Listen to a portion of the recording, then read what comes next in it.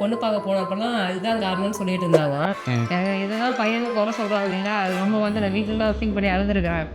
சரி என்ன பண்ணுறது நமக்கு இப்படி இதுவாக இருக்குது இப்படி நம்ம கொட்டு பையனுக்கு நான் என்ன பண்ணுறது தெரியல ரொம்ப ஃபீல் பண்ணுவேன். இப்போ பண்ணதுக்கப்புறம் சந்தோஷமாக இருக்கும் சார் ரொம்ப. அதே மாதிரி சின்ன பையனுக்கு பண்ணலான்ட்டு இருக்கிறேன் சார். இப்போ உங்களுக்கு ஹேர் டிரான்ஸ்பிளான்ட் பண்ணி ஒரு 6 மாதம் ஆச்சு. ஓகே டிரான்ஸ்பிளான்ட் பண்ணுறதுக்கு முன்னாடி உங்களுக்கு எவ்வளோ பயமாக இருந்துச்சு? எப்படி இவங்க உங்களை கன்வின்ஸ் பண்ணாங்க? என் சின்ன பையனோட ஃப்ரெண்டு வந்து பண்ணிட்டு வந்தாரு சார். அப்புறம் கொஞ்சம் மனசுக்கு திருப்தியாக இருந்ததாக இருக்குது. பையனுக்கு முடிய பார்த்தேன் சார் நம்ம தம்பிக்கு பண்ணிடலாம். ரொம்ப நாளாக நீங்கள் வந்து அவங்க முடி இல்லாமல் கொஞ்சம் தலையில் முடி இல்லாமல் பார்த்துட்டு இருந்திருப்பீங்க. அப்புறம் டிரான்ஸ்பிளான்ட் பண்ணதுக்கப்புறம் இப்போ நல்லா முடி வந்துருச்சு. அதை பழையபடி பார்க்குறதுக்கு எப்படி சந்தோஷம்? பையன் ஒரு காலேஜ் முடிக்கிற வரைக்கும் முடி நல்லாவே இருந்துச்சு சார். இப்போ அதுக்கப்புறம் ஒரு 2 வருஷமா நோவை கொட்டிடுச்சு நிறைய. இப்போ பார்த்தா பழைய இதே ஒரு மாதிரி ரொம்ப சந்தோஷமாக இருக்குது பார்க்குறதுக்கு. நான் பையனை அடிக்கடி வந்து சொல்லுவோம் எல்லாருமே கேட்குறாங்கம்மா முடி நிறைய வந்துருக்குன்னு சொல்கிறாங்க காலேஜில் ஸ்டூடெண்ட்லாம் சொல்கிறாங்கம்மா அப்படின்போம்.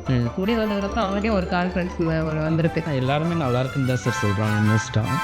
ஆனால் வந்து முன்னைக்கே வந்து நிறைய ஹேர் வந்திருக்கு அப்படின்னு ஸ்டூடெண்ட்ஸே நிறைய பேர் சொல்லியிருக்காங்க சார். அது கொஞ்சம் ஹாப்பியாக தான் இருக்காரு பையன். நான் ஒரு சேலம் ஃபுல்லுமே ஸ்கின் டாக்டர் எல்லாத்தையும் விசாரிச்சுட்டேன். ஒன்றும் பண்ண முடியாதுன்ட்டாங்க. பையன் ஃபீல் பண்ணிகிட்டே இருந்தேன் சார் ரொம்ப முடி இல்லைன்றது.